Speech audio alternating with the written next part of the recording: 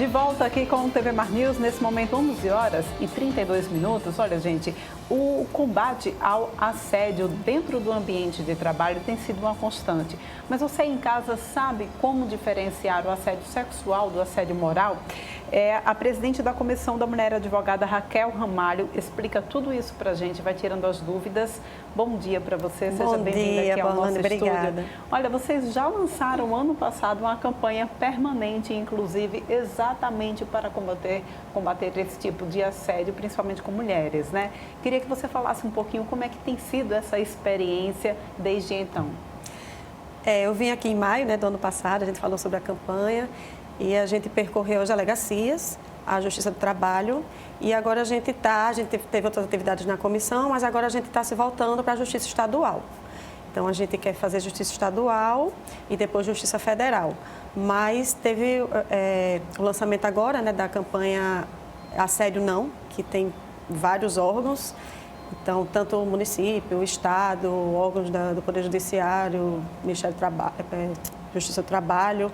Então, todo mundo está ligado para combater essas questões. Agora, onde a gente chega, normalmente a gente é muito bem recebido. O pessoal é sempre muito acolhedor. Quando a gente fala sobre assédio dentro do ambiente de trabalho, né, a gente encontra muitas barreiras para se chegar até a denúncia. Por que é tão difícil denunciar esse tipo de assédio? Isso é uma pergunta bem complexa, porque existem vários fatores, né? Primeiro, que a vítima sabe que quando ela denuncia, ela se expõe. Então, já começa a ser difícil daí. Depois, a gente vai para o lado que a pessoa acha que vai denunciar e que não vai acontecer nada com o assediador. Então, eu acho que as empresas, as instituições, elas têm que ter um posicionamento muito firme contra o assédio, porque eu tenho que saber que se eu denunciar, eu vou ficar exposta, mas que vai acontecer alguma coisa com o assediador. Ele vai ter uma advertência, ele vai ser suspenso, vai acontecer alguma coisa, vai sofrer um procedimento disciplinar, porque não adianta eu denunciar e ficar por isso mesmo, né? É difícil mesmo. Pois é, e quando a gente fala sobre a questão da revitimização, da culpabilização também da vítima, né? Mas ela vinha trabalhar com roupa curta, ela vinha trabalhar com roupa muito apertada. Isso também é um grande problema que a gente acaba vendo muito acontecer? Com certeza, Porlane, e assim, isso é muito cruel. Você pegar uma vítima de assédio e dizer a ela que a culpa dela ter sido assediada é dela, né? Porque você provocou, você podia ter evitado, você deixou acontecer. Então, é muito cruel você dizer isso. E a gente já parte aí, já faz um gancho de que a maior parte do assédio acontece contra mulheres. Para você ter uma ideia, o assédio sexual ele é 3 vezes mais frequente em mulheres. E para piorar a situação, a maioria dos assediados são homens. Então, é impossível a gente dissociar o assédio, principalmente sexual, do machismo. Né? Então, aquelas brincadeiras inadequadas, que a gente nem devia chamar de brincadeira, porque não é brincadeira, né? Se os dois não estão rindo, não é brincadeira. Então, são troca de favores sexuais, às vezes em troca de algum benefício para a pessoa. Então, isso realmente é terrível e as consequências também são desastrosas. Pois é. Agora, a gente tem aí esses 2 tipos de assédio acontecendo dentro do ambiente de trabalho, que é o assédio sexual e o assédio moral. Como é que a gente faz para conseguir diferenciar os dois? O assédio sexual, ele está realmente muito ligado a coisas sexuais, né? Então, brincadeiras de cunho sexual, cantadas, insinuações, às vezes até olhares lascivos, aqueles olhares que a gente se sente incomodada. São o sexual. No caso do assédio moral, ele já é para... Normalmente, ele tenta diminuir a pessoa, assim, que a pessoa se sinta incapaz. Então, o que é que a gente poderia identificar com um assédio moral? Chamar a pessoa de incompetente, explicar uma coisa de forma como se a pessoa tivesse dificuldade de entendimento. Também esconder informações da pessoa, informações que a pessoa precisa para trabalhar. Aí a pessoa esconde aquelas informações, não dá todas as informações para ela, então ela não pode exercer o trabalho de maneira adequada. E chamar de incompetente, gritar, às vezes até em questões a pessoa tem alguma doença, então fazer brincadeiras em cima disso, não aceitar, né, que quando a pessoa está doente. Tudo isso a gente pode caracterizar como assédio moral. Se eu for elencar aqui, é muito extensa a lista. Também o número de assédio moral é maior contra a mulher? É maior contra a mulher também. E quando a gente parte para mulheres negras, ainda piora mais a situação. Agora, como garantir, então, que essa trabalhadora que, infelizmente, esteja sofrendo assédio moral ou assédio sexual, como garantir que ela possa fazer a sua denúncia e continuar tendo o seu emprego sem sofrer retaliação? Então, as instituições hoje, elas estão muito preocupadas com essa questão do assédio, né, como você falou. Então, quando a empresa, ela dá uma segurança para essa funcionária de que vai investigar, de que vai tomar alguma providência, de que o assediador vai ser punido de alguma forma, a pessoa se sente mais segura. A primeira providência, eu acredito que seja tirar ela do convívio do assediador. Então, pode poder deslocar ela para um outro setor, para poder ela se sentir mais à vontade, porque também é muito difícil você fazer a denúncia e continuar trabalhando com aquela pessoa. Né? Eu acredito que o assédio, o assediador ele pode ficar inibido, mas pode até piorar a situação, porque se ele tem um cargo de poder, se ele está hierarquicamente muito acima dessa pessoa, que geralmente acontece, né? Exatamente, então ele pode massacrar ainda mais essa pessoa. Então a empresa tem que dar essa segurança, tem que ter alguma comissão ou mesmo ouvidorias, que a pessoa vá, denuncie e que efetivamente aconteça alguma coisa com o assediador. Pois é, e desde o ano passado que vocês vêm então com essa campanha, tem crescido o número de denúncias? O que é que vocês têm percebido, o que vocês têm sentido desde então? A nossa campanha ela é voltada à advocacia, né? A gente tem recebido algumas denúncias, tem aumentado, digamos assim, mas ainda acontece muito assim, deixa a gente muito triste. A pessoa procura a gente, tem o acolhimento, conversa com a gente, quando dá dias depois, olha, eu não quero mais não. Nossa. Então ainda existe o medo, ainda existe a insegurança, ainda existe a vergonha, por conta exatamente do que você falou da revitimização. Então, eu vou denunciar e às vezes as pessoas acham que a culpa é minha. A situação ainda muito difícil, tem que ser combatida, a gente tem que conversar sobre isso. É um assunto delicado, é um assunto difícil de se tratar, não é confortável falar sobre isso, mas a gente precisa falar, porque a gente precisa exterminar ou diminuir ao máximo esse mal da nossa sociedade. A gente está falando aqui de instituições, de trabalho, mas o assédio ele existe no dia a dia também, né? Existe uma pesquisa, para você ter uma ideia, que 97% das mulheres afirmam já ter sido assediadas nos transportes públicos. Olha só, gente. Isso é um número gritante. Alarmante, alarmante. E até quando, né, a gente vai continuar vendo que a sociedade encara isso como uma coisa normal, né? O problema, eu acho que está exatamente aí, né? É a normalização dessa prática que já chegou ao ponto de 97% das mulheres já terem sofrido assédio de alguma forma na sua vida, né? Repara, esse dado, por exemplo, é 97% das mulheres dentro de transporte público. Mas eu acho que a gente chega praticamente numa totalidade quando a gente fala em alguma situação da vida da mulher, né? Tem uma pesquisa do Datafolha que aponta que cerca de 47% das mulheres afirmam já ter sofrido algum tipo de assédio no trabalho. Mas eu ainda acredito que esse número é maior, porque tem gente que não fala mesmo, que tem vergonha, né, de dizer que sofreu assédio. E que nem consegue identificar muitas vezes, né? Sim, então às vezes tem aquela questão da brincadeira. Exatamente. Né? Ai, foi uma brincadeira. E infelizmente hoje a gente ainda ouve muito a questão do dizer que é mimimi. Isso não foi nada, foi uma brincadeira. Às vezes até quer dizer que foi um elogio, não foi um elogio. E não foi. Então a gente não pode nem mais brincar. Se for uma brincadeira ofensiva, não pode. Não pode brincar porque isso não é uma brincadeira. E como você mencionou, essa é uma campanha também muito voltada para advogadas, né? Para a mulher advogada também. É importante a gente mencionar que mesmo as pessoas que detêm conhecimento, que têm conhecimento das leis, também são vítimas, ou seja, é uma prática que ela acontece em qualquer nível social, exatamente. Né? A gente, em relação à advocacia, existe agora um projeto de lei que foi até aprovado agora pela Câmara no dia 5 agora de maio, para incluir como infração ética disciplinar o assédio moral, o assédio sexual e a discriminação contra advogados.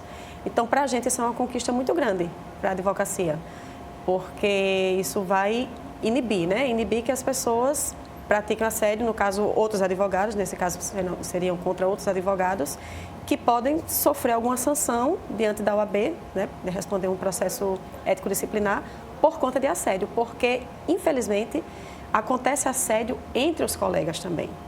Um dia desse, uma colega, até ela denunciou, me procurou, que o assédio aconteceu, acredite você, nos autos. Nossa. Então, ele assediou ela numa peça processual. Nossa. Xingando, falando mal, denegrindo ela numa peça processual. Para você ver como eles têm a plena certeza da impunidade. Né? Que eu estou ali escrevendo, eu estou produzindo uma prova contra mim. Exatamente. Mas aconteceu. Pois é, né, gente? A gente precisa ainda lutar muito, infelizmente, continuar essa luta que a gente já vem aí há muitos e muitos anos para conseguir passar por essas situações e acabar de vez com isso. Vamos passar, então, os canais de denúncia para quem nos assiste que, de repente, esteja passando por essa situação de assédio moral ou assédio sexual? Certo. Dentro da própria instituição, você deve procurar as comissões de combate ao assédio, se tiver essa comissão da empresa, as ouvidorias e, caso não tenha, você pode procurar o Ministério Público. É importante também ir na delegacia, fazer um BO e a própria OAB. Então, se for um caso que a gente não consiga atuar, a gente pode colher a denúncia e passar para o órgão responsável, Ministério Público ou o órgão da instituição que for responsável por esse combate. Muito bem, então muito obrigada mais uma vez, Raquel, pela tua participação aqui no nosso programa. Venha sempre para trazer temas como esse e outros também que são sempre muito pertinentes. Eu que agradeço, Paulo. E olha só, gente, um asilo aqui de Maceió foi interditado por conta da falta de estrutura. Quem está lá agora, nesse momento, ao vivo, é Viderlan Araújo. Traz para a gente todos esses detalhes. Viderlan, bom dia para você.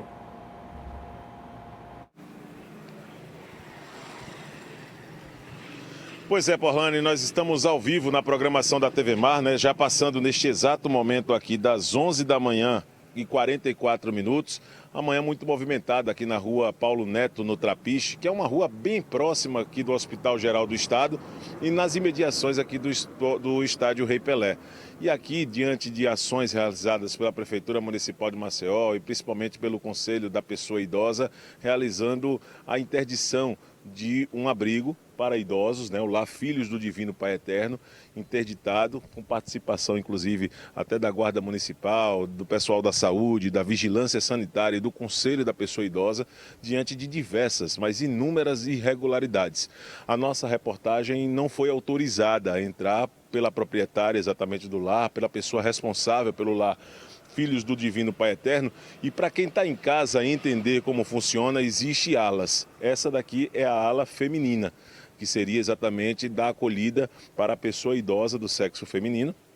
E um pouco mais à frente, onde tem aqueles agentes, e o Chico vai mostrar agora, na vigilância sanitária, também para os idosos masculinos, né? 31 idosos no total. Nesse exato momento, o pessoal da Prefeitura realizando ali os últimos levantamentos, já encaminhando, inclusive, os idosos, né? 31 no total para outros abrigos, mas diante desse quadro, a nossa reportagem vai trazer detalhes agora com Sheila Mendes, ela que é presidente do Conselho da Pessoa Idosa, que vai trazer detalhes sobre esse cenário que nós não fomos autorizados a mostrar para o telespectador da TV Mar. É realmente uma situação estarrecedora, depois de diversas tentativas. O que é que dá para passar a respeito da realidade desses dois locais que servem como um abrigo para a pessoa idosa aqui no Trapiche da Barra? Sheila, bom dia e muito obrigado por receber a reportagem da TV Mar nesse momento ao vivo aqui na nossa programação. Bom dia Porlane, bom dia a todos. Veja só, é uma situação muito lamentável que nós encontramos aqui no Divino Pai Eterno, né? É uma situação que já vinha sido monitorada desde o ano passado, então não foi algo assim que foi decidido da noite para o dia. Então, diante de tantas denúncias, de tantas irregularidades que foram encontradas em loco, a vigilância achou por melhor fazer realmente a interdição, né? E nós, enquanto Conselho Municipal de Direitos da Pessoa Idosa, estamos acompanhando essa questão da transferência, pensando justamente em garantir a dignidade das pessoas que vão ser transferidas, né? Mas realmente era um local que vinha apresentando questões de insalubridade, higienização precária, falta de alimentação, né? Sem água, sem luz, porque havia sido cortado, enfim, uma série de irregularidades que não tinha mais como a gente adiar essa questão mesmo da interdição, né? Que é lamentável. A gente sabe da dificuldade que as instituições de longa permanência passam, né? mas diante da situação, pensando realmente em resguardar as vidas das pessoas que residem aqui, foi tomada essa decisão de serem transferidos para outros locais. Agora, Sheila, em alguns momentos nessas visitas que o Conselho da Pessoa Idosa realizou, até a alimentação, você conversava conosco fora do ar e falava que tentou trazer e sempre alertando, né, para essa situação de limpeza, os cuidados com a pessoa idosa, mas nada disso mudou, o que acabou realmente levando a essa condição de interditar esse lar que serve como abrigo, que servia como abrigo de idosos, mesmo com toda essa condição insalubre, é isso? Verdade. Então, o Conselho, tanto o Conselho Municipal quanto a Vigilância Sanitária, né, nós fazemos primeiramente as visitas para orientação, para acompanhamento, para ver a situação de cada local e são passadas as devidas orientações, né? Mas diante de tantas evidências, de tantos retornos, muitas denúncias e toda vez que se retornava a visita a situação estava ainda pior, né? Então não teve mais como a gente não ter que tomar essa decisão de fazer a interdição realmente, né? E é uma situação assim muito dolorosa para os técnicos que estão acompanhando, né? Não está sendo fácil para a gente também poder fazer essa transferência. As pessoas que residem aqui têm os vínculos com os colegas, a gente está tentando preservar isso ao máximo nessa transferência, mas está sendo realmente necessário, né? Fazer essa ação. E está sendo uma ação em conjunta, né? Com o Ministério Público, com a Vigilância Sanitária e o Conselho Municipal também está dando todo o suporte, acompanhando. Esses critérios, a questão de saúde desses idosos, como é que tem sido acompanhada também, Sheila? Como é que você poderia passar para o nosso telespectador desse cenário de momento, né, diante desse quadro em que falta, segundo informações, alimentação? Tinha idosos, por exemplo, pelo que nós recebemos de informação, que não se alimentava aproximadamente 24 horas. Questão de falta d'água, que também foi registrado, né? Questão realmente de higiene, mofo nas paredes, por exemplo, desse lar. A saúde da pessoa idosa, como é que está desses idosos já transferidos? Veja só, a Secretaria de Saúde também está aqui conosco hoje, acompanhando, né? Tem ambulâncias que estão aqui dando suporte, veio psicólogos hoje de manhã para conversar com eles, para falar sobre essa situação. Mas assim, o quadro que a gente encontrou aqui, por exemplo, estava faltando medicamentos de uso contínuo, né? E está sendo avaliado pela equipe de saúde, até para que a gente leve para as outras instituições, assim, já com parecer, vendo qual é a necessidade, para ser encaminhado, né? Mas encaminhado assim com segurança, para que se realmente houver um quadro de saúde assim mais crítico, seja primeiro atendido numa situação de emergência e a gente encaminhar já com mais qualidade, assim com garantia, né? De que ele vai para lá, mas vai bem, certo? Para o telespectador entender, nós estamos ao vivo neste exato momento, nesta quarta-feira, já aqui nos aproximando do meio-dia com a Sheila Mendes. E é importante dizer, Sheila, que nessa situação, para o telespectador entender, o abrigo, ele é mantido com a ajuda de quê? Existe verba pública, por exemplo, para a manutenção do abrigo? De que sobrevive esse abrigo, por exemplo, que ultimamente estava pelo menos recebendo doações até do próprio Conselho da Pessoa Idosa? Veja só, tem alguns abrigos que recebem recursos federais, né? Só que nesse caso aqui a gente não sabe afirmar com certeza quais são as verbas que vinham para cá. A manutenção geralmente das instituições de longa permanência é através do benefício que a pessoa idosa recebe, né? Ou aposentadoria ou o benefício de prestação continuada, né? Mas como assim ficou uma inconsistência de informações, né? A gente perguntava, não tinha nada concreto para apresentar, eu não sei lhe afirmar com certeza como estava sendo a questão do financiamento da manutenção aqui dos serviços. O certo é que está interditado, Sheila. Muito obrigado, inclusive, por ter participado conosco, presidente do Conselho da Pessoa Idosa, né? Que acaba sendo realmente um ponto importante. Quando nós passamos dessa porta aqui, Porlane, para poder tentar mostrar imagens para o nosso telespectador, a nossa reportagem foi impedida. Nós nos colocamos à disposição, inclusive, da pessoa responsável pelo abrigo, para dar um direito de defesa, como banda o bom jornalismo, mas a pessoa também se recusou e impediu a entrada da nossa equipe. Os idosos já transferidos, 31 no total, para outros abrigos aqui em Maceió, e nós vamos continuar acompanhando os fatos para trazer mais detalhes na programação da TV Mar. Essa notícia é triste, com tratamento à pessoa idosa aqui no Trapiche da Barra. Porlane, com a imagem de Chico Nogueira, eu volto para você nos estúdios. Pois é, viu, Viderlan? Notícia triste mesmo, né, gente? Esse pessoal que já precisa tanto e não tem, infelizmente, nada, né? A gente vai agora para um rápido intervalo, mas não sai daí, porque no próximo bloco a gente vai falar sobre investimentos de turismo aqui em Alagoas. É já já.